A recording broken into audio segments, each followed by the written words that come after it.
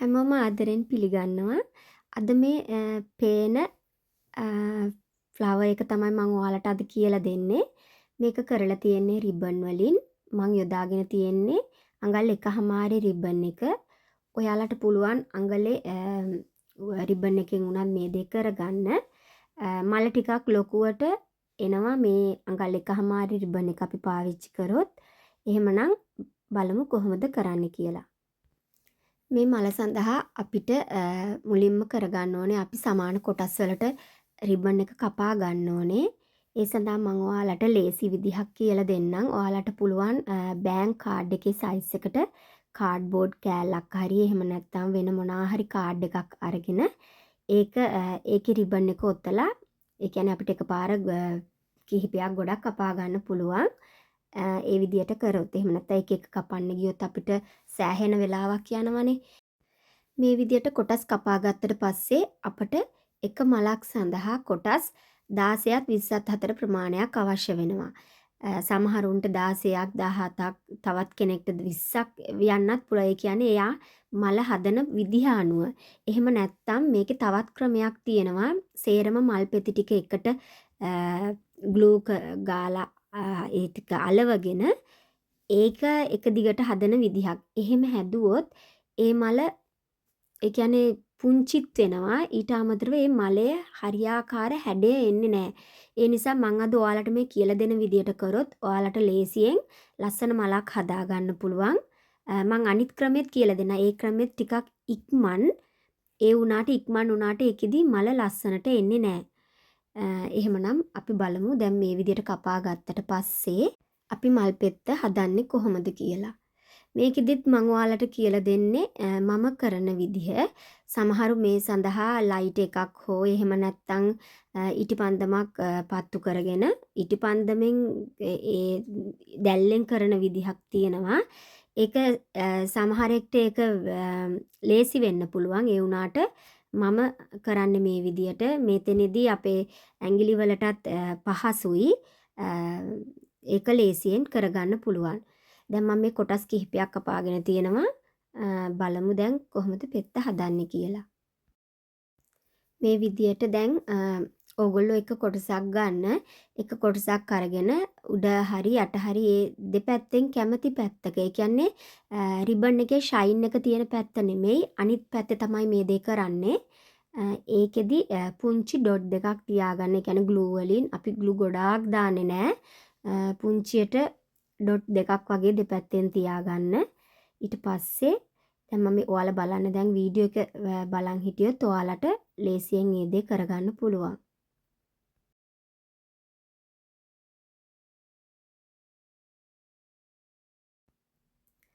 මේ විදියට ඩොට් දෙක දෙපැත්තෙන් තියාගත්තට පස්සේ ග්ලූ වලින් ඒ පැත්ත අරගෙන අනිත් පැත්තට මේ විදියට ත්‍රිකෝණාකාර හැඩයක් වෙන විදියට අලව ගන්නවා.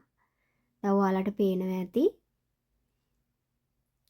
දැන් අපි මේකම තමයි ලයිට් එකක් අරගෙන කරන්නේ. එතකොට ඒකට වැඩිය ඒ වුණාට මේ දේ ලේසි ඔයාලට කරගන්න පුළුවන් ලේසියෙන්. ඊට පස්සේ ආයෙම ග්ලූ ගන් එකෙන් ඔයාලා මේ විදිහට පුංචි ඩොට් දෙකක් ආයෙ තියාගන්නවා ග්ලූ ටික. ඒ විදිහට තියාගෙන ඔයාලා ඒ දෙපැත්තේ තියෙන කොටස් දෙක අරගෙන ආයෙමත් මේ විදිහට අලව ගන්නවා. දැන් එතකොට මේ හැඩේ තමයි අපිට අවශ්‍ය වෙන්නේ.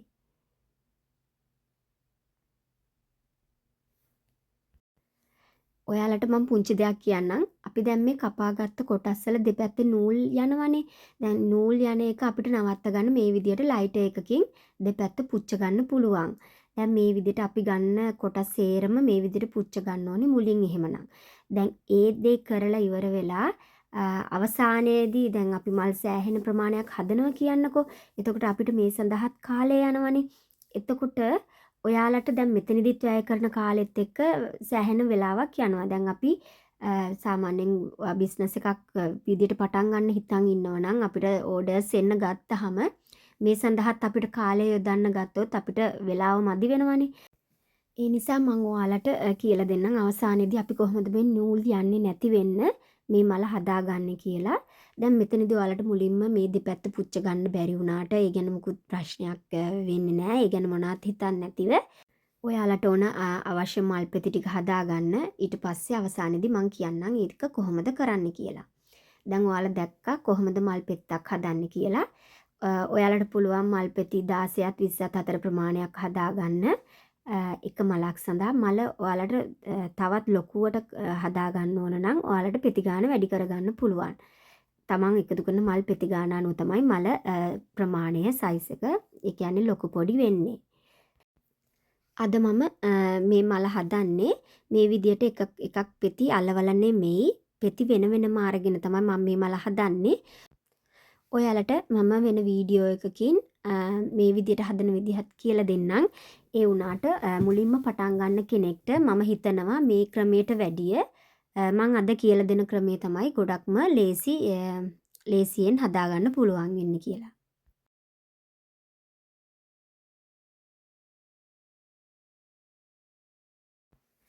දැන් මට අවශ්‍ය පෙති ප්‍රමාණය සාදාගෙන අවසන් මං හදන්නේ මේ කලයකින් තමයි. ඔයාලට කැමති කලර් එකක් මේ සඳහා යොදා ගන්න පුළුවන්. මම මේ හදන්නේ කස්ටමර් කෙනෙක් ඉල්ලපු කලර් එකෙන් ඒ ඕඩර් එක හදන ගමන් තමයි මම මේ වීඩියෝ එක කරන්නේ.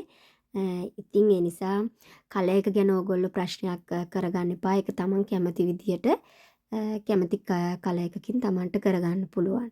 මේ විදිහට මුලින්ම එක පෙත්තක් අරගෙන ග්ලූ ටික මේ විදියට දාලා ඔයාලා කරන්න ඕනේ මේකට බාබකියු ස්ටික් එක තමයි අපි පාවිච්චි කරන්නේ. ඒක මේ විදියට දාලා අලව ගන්න ඕනේ. අලවගෙන මුලින්ම පළවෙනිම පෙත්තෙන් අපි කරන්නේ මලේ මැද හදාගන්න එක. මලේ මැද ඔයාලා දන්නවා පුංචිට මේ විදිහට රවුම් කරාම ඒ කියන්නේ පොහොට්ටුවක් ආකාරයට වගේ තමයි අපි පටන් ගන්නෙ. ඒ විදිහට අරගෙන මේ ලස්සන්ට මලේ මැද හදාගන්න. ඊළඟට ඔයාලා කරන්න ඕනේ ඊළඟ පෙත්ත අරගෙන දැන් අපි කලින් හදපු පෙත්තේ උසම තැන තියෙන ඒ උසම තැනට විරුද්ධ විදියට තමයි මෙන්න මේ විදියට තමයි පෙත්ත තියන්නේ. අපි පෙත්තට ග්ලූ ගන්නෙත් උඩට වෙනකම්ම දෙපැත්තේ ගානේ නෑ. දෙපැත්තෙන් භාගයක් වගේ ගාලා යට කොටසට අපි සම්පූර්ණයෙන්ම ග්ලූ ගා ගන්නවා. ඒ විදියට තමයි දැන් පේනවා ඇති. ඊළඟ පෙත්ත දැන් අර පෙත්තේ උඩ කොට ඒ කියන්නේ උසම තැන තියෙන්නේ උසම තැන ඕගොල්ලෝ ඒක හරියට බලලා මේ කියන්නේ මලේ හැඩේ එන විදියට විරුද්ධ අතට තමයි මේ හැම පෙත්තක්ම තියන්නේ. ඒ විදියට බලලා හදන්න. දැන් ඔයාලා කරන්න ඕනේ මේ විදියට හැම පෙත්තේම ග්ලූ මං කියපු විදියට ගාලා ලස්සන මලක් හැදෙනකම් වටේට පෙති ටික අලවගෙන යන්න ඕනේ. දැන් මේ ක්‍රමය හරි ලේසි. ඒ කියන්නේ මුලින්ම පටන් ගන්න කෙනෙක්ට නම් මේක ගොඩක්ම ලේසි ක්‍රමයක්. මං අනිත් ක්‍රමයක් ඉදිරියේදී කියලා දෙන්නම්. ඔයාලට දැන් මේ විදිහට මලක් හදාගත්තට පස්සේ මල් කිහිපයක් එකතු කරලා මල් බුකේස් හදාගන්න පුළුවන්. ඒව ඔයාලට පුළුවන් ඔයාලගේ බිස්නස් එකක් විදිහට පටන් ගන්නවා නම් බර්ත්ඩේස් වලට එහෙම නැත්නම් ග්‍රැජුවේෂන් වලට ඔයාලට පුළුවන් වෙන වෙනම ගොඩක් අය දැන් වැලන්ටයින්ස් වලට ඒ වගේ ඔයාලට මේ සඳහා කැමති විදියට මේ දේ පටන් ගන්න පුළුවන්. මං හිතනවා ඔයාලට පුළුවන් කියලා මම මේ පුංචි අයිඩියා එකක් තමයි දෙන්නේ. මම දැකලා තියෙනවා මේ රිබන් වලින් මල් හදලා ගොඩාක් අය බිස්නස් පටන් අරන් තියෙනවා. හැමෝම පටන් ගන්න පුංචියට තමයි.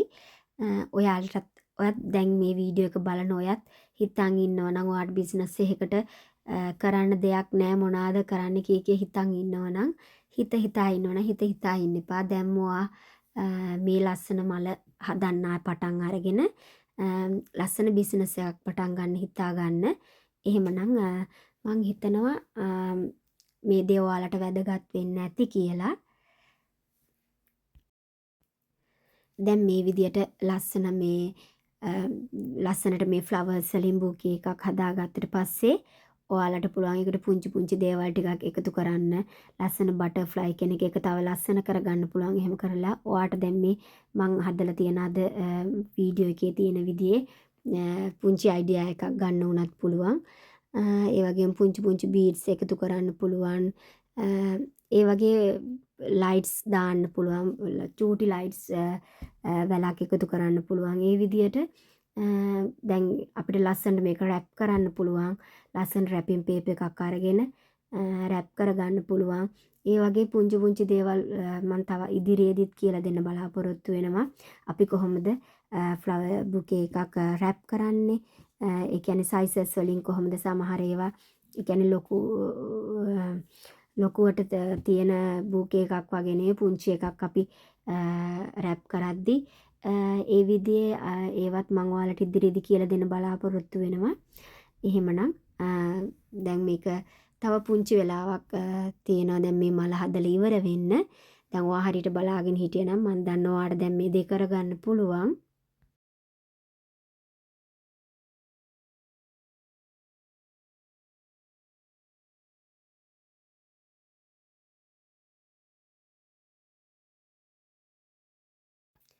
දැන් මම මේ මල් කිහිපයක් හදාගෙන තියෙනවා. මම කලර්ස් දෙකකින් මෙතන හදාගෙන තියෙනවා.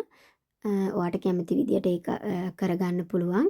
දැන් ඔයාට පේනවා ඇති මම මේ විදියට කැන්ඩල් එකකින් මලේ යටපැත්ත පුච්ච ගන්නවා. ඒ කියන්නේ මෙතනදී ඔයා කැන්ඩල් එක ලං කරන්න එපා.